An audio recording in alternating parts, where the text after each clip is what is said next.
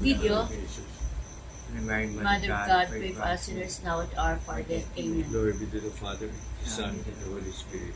As it was beginning, is now, and ever shall be, world without end. Amen. With the souls of the faithful departed, especially the souls of all our dear relatives and friends who died in the last 2 or 3 years, with the mercy of God, rest in peace. Amen. Amen. Eternal rest granted to them, O Lord, and let the resurrection upon them. May they rest in peace. Amen. The first glorious mystery is the resurrection. Wait, resurrection. Oh, pause muna, stop muna. Together with this. Come to me, all you who are weary and find life burdensome, and I will refresh you. Our hope, Sit down, Sophie.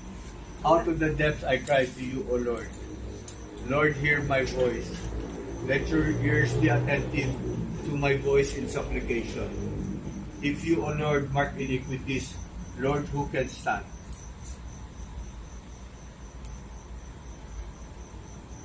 But with you is forgiveness, that you may be revered.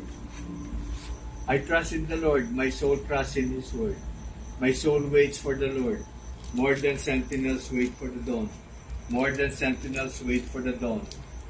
Let Israel hope in the Lord, for with the Lord is kindness, and with Him is plenteous redemption, and He will redeem Israel from all their iniquities.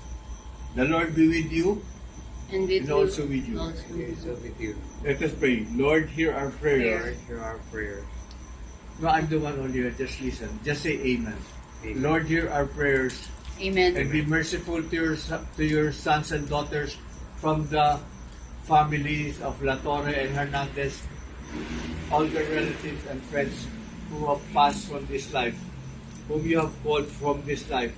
Welcome them into the company of your saints, in the kingdom of light and peace. We ask this through Christ our Lord. Amen. Let us pray. Father, God of all consolation, in your unending love and mercy for us, you turn the darkness of death into the dawn of new life. Show compassion to your people in their sorrow. Be our refuge and our strength to lift us from the darkness of this grief to the peace and light of your providence, of your presence.